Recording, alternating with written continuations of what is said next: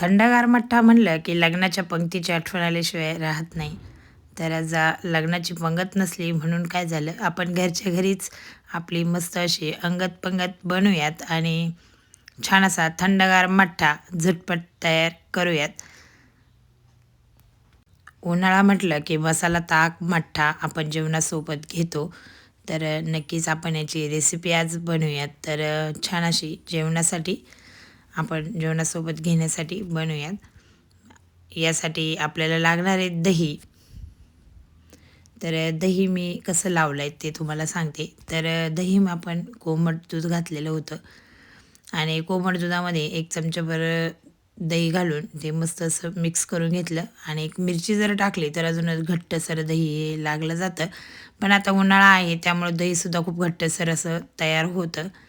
तर छान अशा दही आपण यामध्ये घेतलेले आहेत आणि यामध्ये आपण घालायचं आहे पाणी. तर मठ्ठा थोडा पातळसरच असतो. आपल्याला पातळसरच बनवायचा आहे.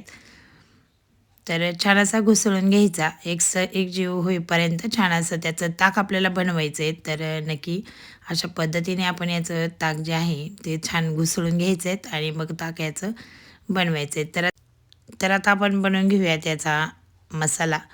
तर यासाठी आपल्याला आलं घालायचं आहे. तर आलं तुम्ही किसून घातलं तरी चालेल, पण मी असं मिक्सरलाच दळून घेणार आहे. 3 ते 4 पुदिन्याची पाने, 1 हिरवी मिरची आणि कोथिंबीर हे आपण मिक्सरला वाटून घेणार आहेत. तर मी पाणी टाकून याचं वाटण केलं आहे. तर याचं पाणी मी गाळून घेणार आहेत.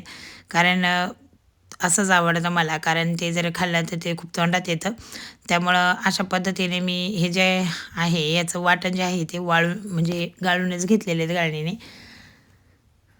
तर बघा तुम्ही छानसुद्धा कलरसुद्धा वेगळा असा मस्त येतो. तर आलं जे आहे ते खूप तोंडामध्ये येतं आणि तिखट लागतं. त्यामुळं अशा पद्धतीने आपण मिक्सरला दळून घेतलेत. मिरचीसुद्धा मिक्सरला दळून घेतली.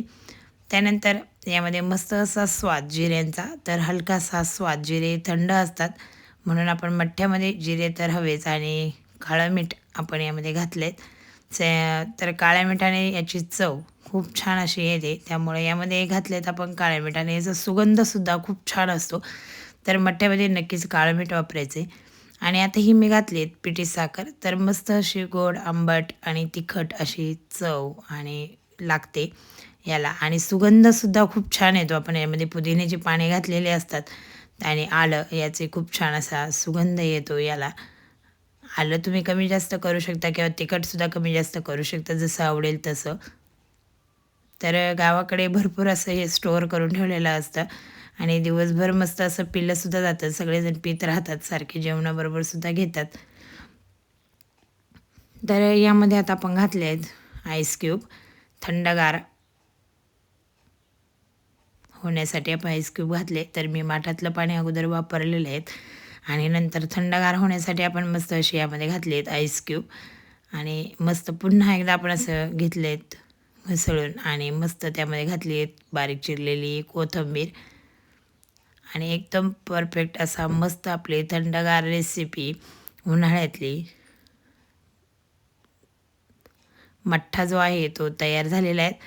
तर मस्त अशी जेवणाची चव वाढवण्यासाठी मस्त आपण हा मठ्ठा नक्कीच अशा पद्धतीने बनवा तुम्हीसुद्धा. छान असा आपण आज सर्व करूया ग्लासमध्ये. तर मस्त जिरे आणि जिऱ्याची पावडर आपण बनवलेली होती. जिरा पावडर घातली, मस्त आलं आणि कोथिंबीर आणि पुदिन्याची पाने मिक्सरला वाटून छान असा मठ्ठा जो आहे तो बनवला आहे आणि पुन्हा एकदा आईस क्यूब याला टाकली आहेत. नक्की या पद्धतीने तुम्ही बनवा.